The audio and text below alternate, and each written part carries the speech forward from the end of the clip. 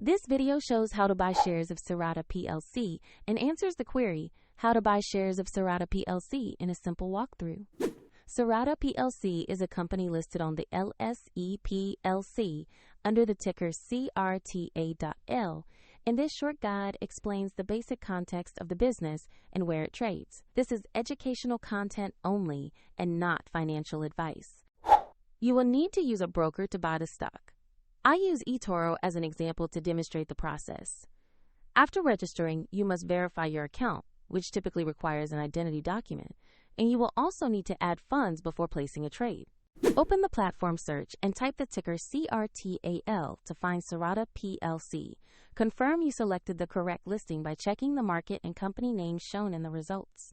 On the stock page, you will see basic company information and a price chart that shows recent movements.